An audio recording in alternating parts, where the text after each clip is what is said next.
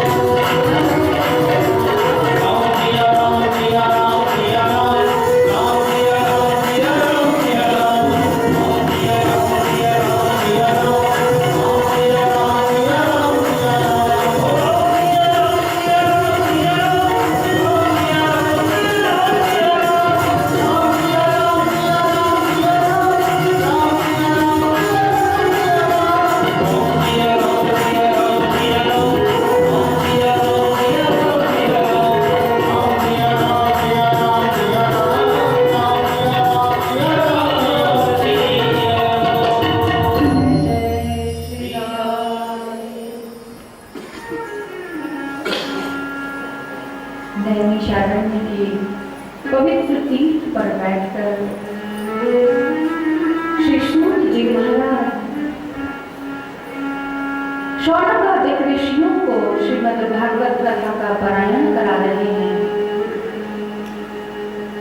सूत जी कहते हैं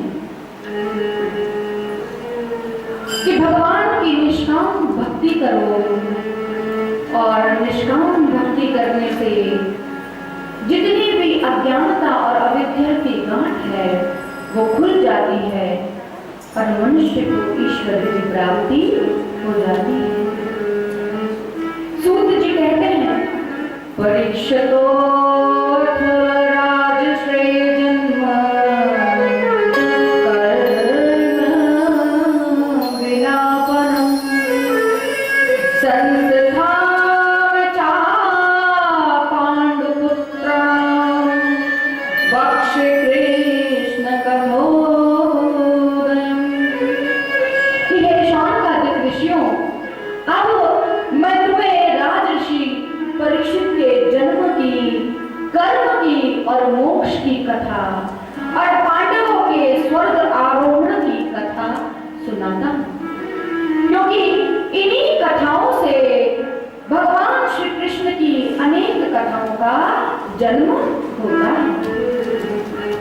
हे ऋषियों, जिस समय महाभारत युद्ध में कौरव और पांडव दोनों ही पक्षों के बहुत से वीर गति को प्राप्त हो चुके थे और भीमसेन की गदा से दुर्योधन की जंघा भी टूट चुकी थी और दुर्योधन उस महाभारत युद्ध की भूमि पर पड़ा हुआ अपने मृत्यु की प्रतीक्षा कर रहा था, तभी द्रोणाचार्य के पुत्र अश्वत्थामा, जो दुर्योधन का मित्र है, और उन्होंने विचार किया कि मैं भी पांडवों को कपट से मारूंगा। दुर्योधन के पास अश्वत्थामा जाते हैं और कहते हैं कि मित्र, तुम चिंता मत करो, मैं तुम्हारे साथ हूं। जबकि यही अश्वत्थामा जिस समय सेनापति बनाया जा रहा था दुर्योधन द्वारा, तब अश्वत्थामा को सेनापति नहीं बनाया गया था और अश्वत्थामा इस बात से रूठकर दुर्योधन को युद्ध में छोड़कर चले गए। ऐसे मित्र थे। लेकिन अब मृत्यु को भी किंचित पापित करने के लिए अश्वत्थामा वहां फिर पधारते हैं और कहते हैं कि मित्र, तुम चिंता मत करो, मैं भी पांडवों को कपट से मारूंगा। और घनी रात्रि में अश्वत्थामा पांडवों के शिविर में पांडवों को मारने के लिए चल देता है। लेकिन जिसकी रक्षा स्वयं भगवान करते हो उसे कौन मार सकता है। जागो राखे साइया, मार सके ना कोई। इधर श्री कृष्ण पांडवों को गहरी निद्रा से उठाते हैं और कहते हैं, पांडवों चलो मेरे साथ गंगा के तट पर चलो।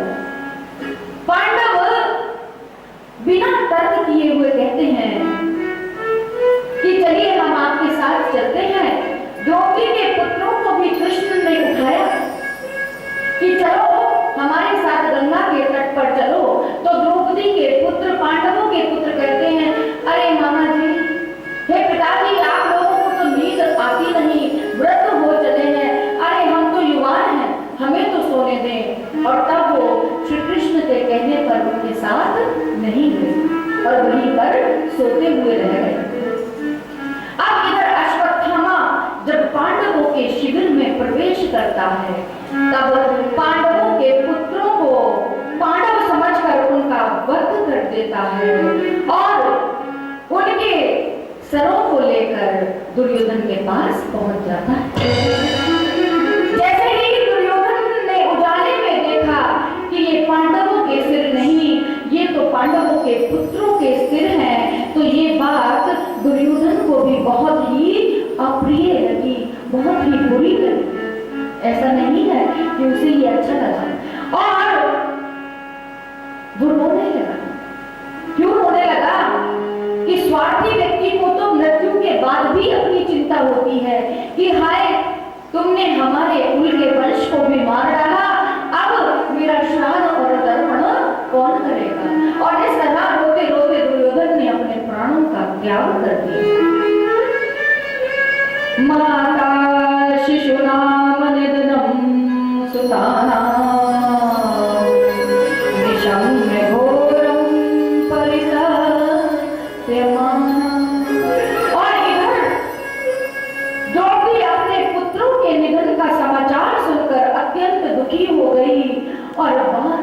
रोने लगी। कुरही की भांति बड़ी जोर जोर से विलाप करती है कि मेरे पुत्रों का इस अश्वत्थामा मेरे पुत्रों ने अश्वत्थामा का क्या बिगाड़ा था, जो सोते हुए मेरे पुत्रों को अश्वत्थामा ने मार दिया। मेरे पुत्र यदि युद्ध की भूमि में वीर गति को प्राप्त होते तो मेरे मन को संतोष होता, लेकिन हाय, मेरे सोते हुए पुत्रों को, निर्दोष पुत्रों को अश्वत्थामा ने मार दिया। मेरे पुत्रों का क्या दोष।